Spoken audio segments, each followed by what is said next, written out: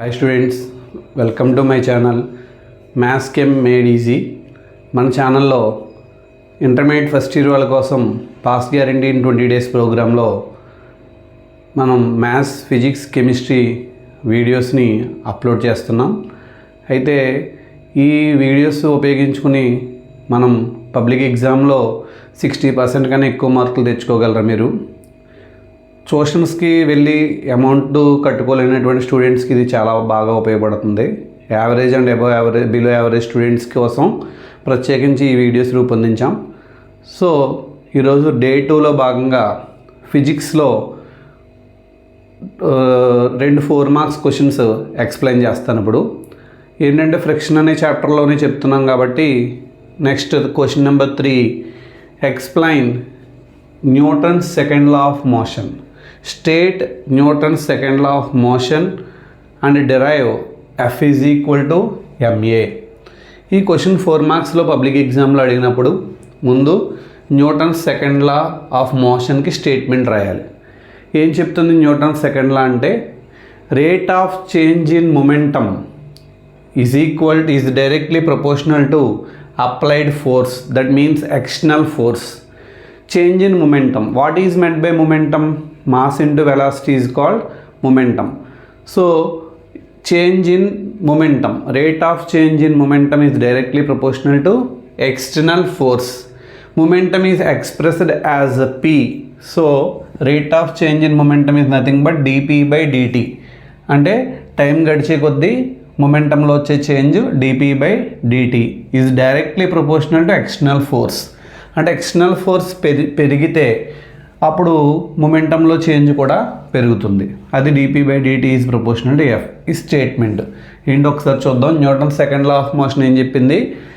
The rate of change of momentum is directly proportional to external force, that means dp by dt proportional to f. Next one, derivation of f is equal to ma. f is equal to ma derivation ఎలా చేస్తామో చూడండి. According to Newton second law f is proportional to dp by dt. ఇది Newton second లా. So ఇక్కడ proportionality తీసేస్తే k అనే constant use చేయాలి. అంటే f is equal to k into dp by dt. Already you know that momentum p is equal to m into v. Momentum అంటే m into v అని తెలుసు కాబట్టి p ఉన్న చోట m ఇంటూ v రాశాను. Mass of the object ఎప్పుడు కాన్స్టెంట్గా ఉంటుంది, అందుకు కాబట్టి మాస్ని ముందుకు రాసేసాము dv by dt. Change in velocity with respect to time is nothing but acceleration కాబట్టి dv by dt బదులు a రాశాను. అంటే f is equal to k into m into a. k value 1 అనుకుంటాం మనం. When k is equal to 1, k value 1 అనుకుంటే అప్పుడు f is equal to ఏమైంది? ma. It is the derivation of f is equal to ma. So again ఈ question ఇంకొకసారి explain చేస్తాను చూడండి. Newton second లా, state Newton second లా అని అడిగితే the rate of change in momentum is directly proportional to external force, that means dp by dt proportional to f అని రాస్తాం. రాసిన తర్వాత f is equal to ma derivation ఎలా చేస్తున్నాం? According to Newton second law f is proportional to dp by dt. Proportionality symbol తీసేస్తే k అనే constant use చేయాలి. Already we know that p is equal to m into v. Momentum అంటే m into v కాబట్టి substitute చేశాను. Mass of the object constant కాబట్టి ఇది ఫ్రంటే తీసుకొచ్చేస్తాం. dv by dt, change in velocity with respect to time is nothing but acceleration కాబట్టి so dv by dt బదులు a అని రాసాం. For k, when ky is equal to 1, k value 1 అయితే f is equal to ma అవుతుంది. This is the question number 3. Next మనకి important క్వశ్చన్స్లో 4 మార్క్స్లో 4th question, define momentum and impulse and state and prove law of conservation of momentum అని అడుగుతారు.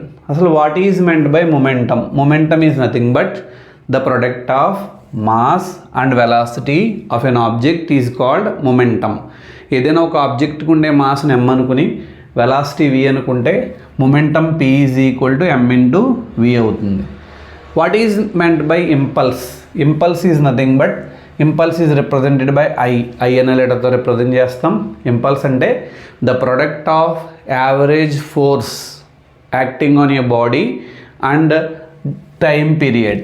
Average force acting on a body and time period అంటే particular time డిఫరెన్స్లో ఫోర్స్లో వచ్చేటువంటి average force ఏదైతే ఉందో ఆ యావరేజ్ ఫోర్స్ని టైం చేంజ్తో ప్రొడక్ట్ చేస్తే వచ్చేదాన్ని impulse అంటారు.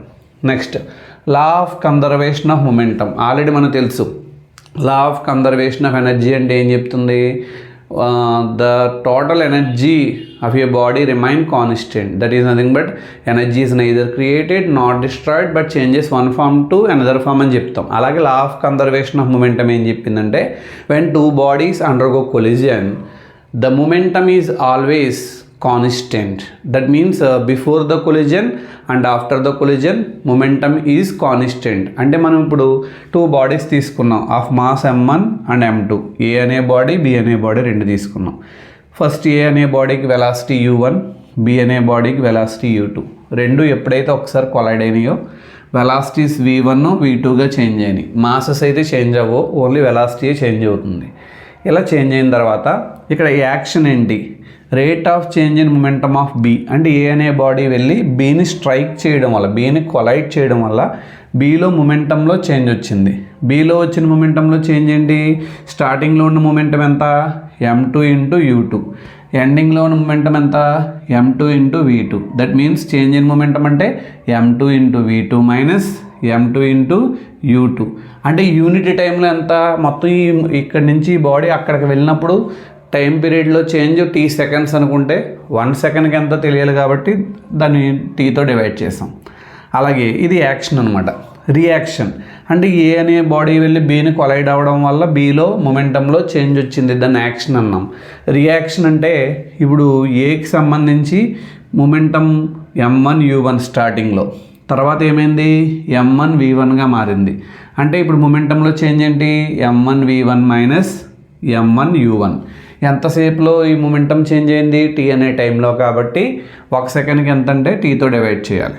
ఇప్పుడు న్యూటన్స్ థర్డ్ లా ప్రకారం every action having equal and opposite reaction, ప్రతి యాక్షన్కి ఈక్వల్గా ఆపోజిట్గా రియాక్షన్ ఉంటుంది. That means action is equal to minus reaction. So action already తెలుసు మనకి, రియాక్షన్ కూడా తెలుసు, మైనస్ సింబల్ పెట్టాం. టీటీ క్యాన్సిల్ చేస్తాం, మైనస్ ఇంటూ చేస్తే minus m1 v1 minus into minus plus m1 u1. So ఇక్కడ ఈ యూలన్నీ కూడా ఒకవైపు తీసుకెళ్ళిపోతాను. మైనస్ m2 u2 అటు వెళ్ళిపోతే ప్లస్ m2 u2 అంటే m1 u1 plus m2 u2 ఇటువైపు రాశాను. అది మైనస్ m1 v1 ఇటు వచ్చేస్తే plus m1 v1. Already m2 v2 ఉంది కాబట్టి m1 v1 plus m2 v2. That means momentum before the collision is equal to momentum after the collision. అర్థమైందా? ఒకసారి మళ్ళీ చూద్దాం. మొమెంటమ్ అంటే product of mass and volume of a body is called momentum అని చెప్తాం. Impulse, it is the product of average force of a body and time period is called impulse అని చెప్తాం. Law of conservation of momentum ఏం చెప్పింది, the momentum of a body is always constant. That means before the collision and after the collision momentum is equal అని prove చేయాలి మనం. ఇప్పుడు consider two bodies of masses m1 and m2 like A and B and with velocity u1 and u2 తీసుకున్నాం. ఏ అనే body వెళ్ళి బీని ఎప్పుడైతే collide చేసిందో అప్పుడు ఏలో వచ్చే వెలాసిటీ v1, బీకి వచ్చే వెలాసిటీ v2 అయింది. మాసెస్ కాన్స్టెంట్గా ఉంటాయి. అప్పుడు action is equal to rate of change in momentum of B అనే బాడీలో వచ్చిన మొమెంటంలో change. Starting momentum m2 u2, ending momentum m2 v2. మొమెంటంలో change m2 v2 minus m2 u2.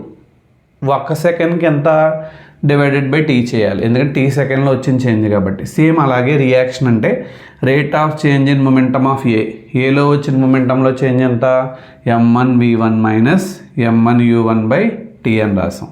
According to Newton's third law ప్రకారం action is equal to minus reaction. So minus పెట్టాం, టీటీ cancel అయిపోయింది, minus into చేసాం. So m1 యూకి సంబంధించిన terms ఒకవైపుకి, వీకి సంబంధించిన టర్మ్స్ ఒకవైపు తీసుకెళ్ళాం. So before the collision momentum ఎంత m1 u1 plus m2 u2 is equal to after the collision momentum ఎంత m1 v1 plus m2 v2. Okay, so momentum before the collision is equal to momentum after the collision. అర్థమైంది కదా?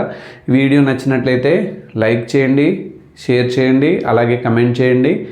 ఈ ఛానల్ని subscribe చేయడం మాత్రం మర్చిపోకండి. Intermediate స్టూడెంట్స్కి చాలా ఉపయోగపడేటువంటి వీడియోస్ కాబట్టి వీటిని ఖచ్చితంగా మీరు అందరికీ ఫార్వర్డ్ చేస్తారని కోరుతున్నాం. Thank you.